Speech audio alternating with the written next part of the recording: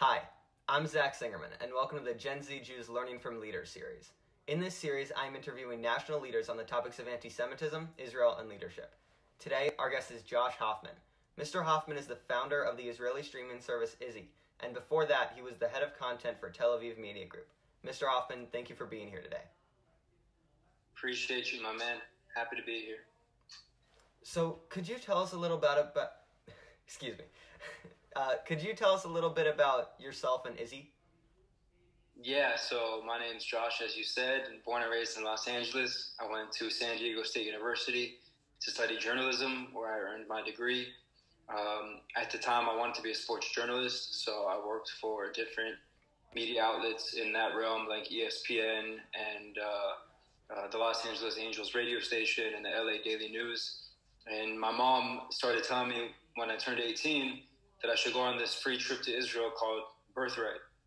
And she kept telling me every 2 months. She kept, being the stingy, or not stingy, I should say, but the nagging Jewish mother that we all love our Jewish mothers to be. And finally, when I turned 23 and finished my studies at San Diego State, I decided to take her advice, signed up with my two best friends from LA, and a week before the trip left in January 2013, my two best friends canceled. And, I said, well, I'm not going to cancel. Why wouldn't I take advantage of this free trip? So I went, and it was my first time in Israel, even though I'm Jewish and I had a bar mitzvah and went to Hebrew school. I don't ever really remember talking about Israel in our home. I barely remember talking about it in Hebrew school. So I didn't have any exposure or any feeling about Israel when I went on the trip. I was a little bit more interested in the free part of the trip than the Israel part.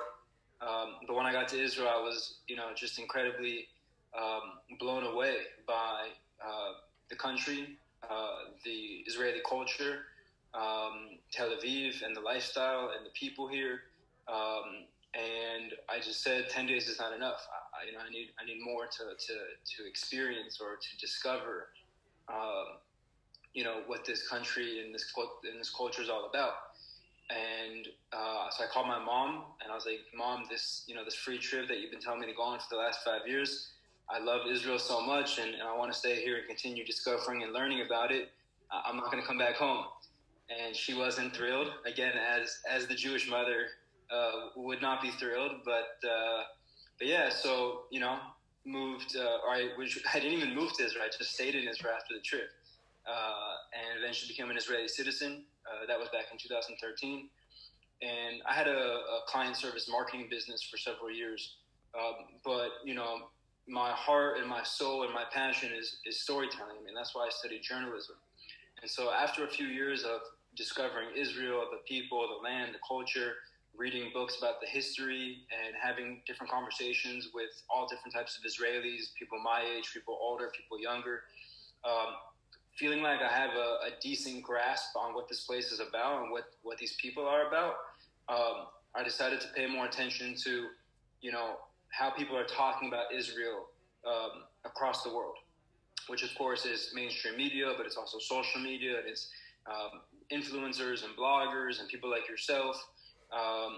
And those conversations were frustrating me because I felt that people were not telling Israel's story in the way that I was experiencing the country every single day, living here. So I started to play with different concepts in my mind of, what would a media platform and a media company look like that could serve as an opportunity to bring Israel to the world, to tell all the different stories here, to show people things that they might not get to see in other places, and also to give people who probably will never have an opportunity to actually come to the country an opportunity to experience it from wherever they are in the world. And so, one thing led to the next, and today we have Izzy. Izzy is a streaming platform, as you said. It's actually much bigger than that. We have plans to continue to create different types of digital entertainment and experiences that will allow people to experience Israel from wherever they are in the world. Today you can be a digital tourist, you can be a digital connoisseur, you can be a digital A, B, C, and D. And so we want to, use technology to build platforms that allow people to experience different aspects of this country and of this culture and of these people, even if they never have the opportunity to come here, or if they do have the opportunity. Most people who do come here, as you might know, wish they could come more often. So this allows them to kind of stay in touch with the country, to continue to experience the country on a day-to-day or week-to-week basis, not just once or twice or 3 times a year. And, that's what gets me excited about Izzy and the vision. And you kind of answered this question already, but how do you think a platform like Izzy would really change people's viewpoints on Israel? First of all, it's a great question, but I'm a big believer in storytelling. A lot of Israel's brand or image is in facts and figures. And that speaks to the head, but that doesn't speak to the heart. And storytelling is all about speaking to the heart. It's all about connecting people to people, person to person. So, I think everything Izzy will do one way or another will be connected or built on storytelling. There's many ways to tell stories in this day and age. Movies, TV shows, and documentaries, which is what our streaming platform offers, is certainly one amazing way to do it. But there's also many other ways. And so when people are able to, hear and see and feel and experience different types of stories that are coming out of Israel, then I think people will start to feel a bit differently. It doesn't mean they're going to love Israel. It doesn't mean they're going to think it's the best country in the world. But that's not what I'm after. I believe that we need people to appreciate Israel, right? When you appreciate something, it doesn't mean that you love it. It doesn't mean that you hate it. Sometimes you might love it. Sometimes you might not love it. But if you appreciate something or somebody, then at least, you can take a step back and say, you know what? It's not perfect, but this country is definitely a better place with Israel in it. And so I think building that appreciation and expanding it to different types of people across the world, not just the people that we know today that certainly appreciate and even love Israel, I think is one of the things that I would love to do more than anything. And what advice would you give to someone in Gen Z if they wanted to start a company or something that they're really passionate about? It's a great question.